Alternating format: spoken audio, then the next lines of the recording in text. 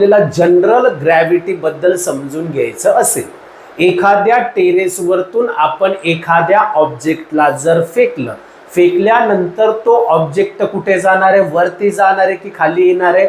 Obvious आहे खाली येणार आहे. माणूस असला तर तो खाली येतो, पण ऍक्च्युअल मध्ये तो वरती जात असतो, पण ऑब्जेक्ट कुठे येणार आहे?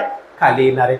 मग तुम्हाला जस्ट एक एक्झाम्पल म्हणून एक एक्सपेरिमेंट जर दाखवला, काय एक्सपेरिमेंट नाही म्हणू शकत आहे, एक छोटीशी गोष्ट जी आहे ती म्हणू शकतोय. काय? जसं की फॉर एक्झाम्पल आपल्याकडे काय आहे? हा पेज आहे आणि हा बॉटल आहे, किनलीची बॉटल आहे, अवेलेबल होती आमच्याकडे, तर ही बॉटल घेतली. याच्यामध्ये थोडंसं पाणी जे आहे ते भरलेलं आहे, तुम्ही बघू शकत आहात. हा कागद सुद्धा तुम्ही जो आहे तो बघू शकताय. आता तुम्हाला जर विचारलं की बाबा या दोघांमध्ये वेट जे आहे ते कोणाचं जास्त आहे, कोणाचं कमी आहे? बरोबर, तुम्ही सांगितल्याप्रमाणे वेट जो आहे या पेपरचा कमी आहे, या बॉटलचा काय आहे? जास्त आहे. मग आता जर मी काय केलं, या दोन्ही गोष्टींना, या दोन्ही ऑब्जेक्ट्सला एका सेम हाईट वरती नेलं आणि सेम हाईट वरतून काय करणार आहे? यांना मी खाली सोडणार आहे.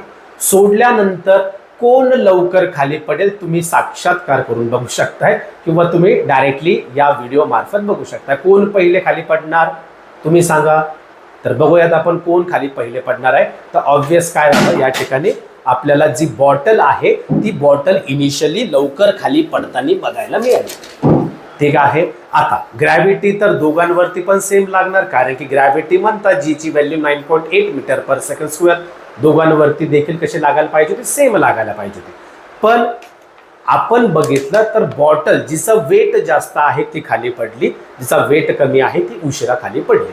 पण ग्रॅव्हिटी तर दोघांवरती सेम लागायला पाहिजे होती. बरं, आणखी एकदा बघूयात. मी काय करतोय, हा जो पेपर आहे या पेपरला काय केलं? फोल्ड केला पूर्णच्या पूर्ण. आता या दोन्ही ऑब्जेक्टला मी काय करतोय? खाली टाकतोय. तुम्ही बघू शकशाल की कोण किती लवकर पोहोचणार आहे किंवा नाही. बघितलं, दोन्ही सुद्धा काय झाले? सेम टायमिंगला खाली पडले. आता हे झालं कशामुळे असेल, तर आपण घेतलेला हा जो पेज होता, या पेजचा सरफेस एरिया पहिले कसा होता? जास्त होता. सरफेस एरिया जास्त होता, म्हणून याला एअर फ्रिक्शन जो आहे तो खूप जास्त लागला आणि याला खाली येण्यासाठी वेळ लागला. ठीक आहे. त्यालाच आपण काय केलं, जेव्हा गोल केल्यानंतर हा सरळ सरळ खाली आला. मग याच छोट्या छोट्या कन्सेप्टने जो आहे तो फिजिक्स बनलेला आहे. आणि हेच फिजिक्स जर चांगल्या पद्धतीने शिकायचं असेल तर लवकरात लवकर तुम्ही गुरुकिरणमध्ये फाउंडेशन बॅचसाठी या. तुम्हाला याबद्दल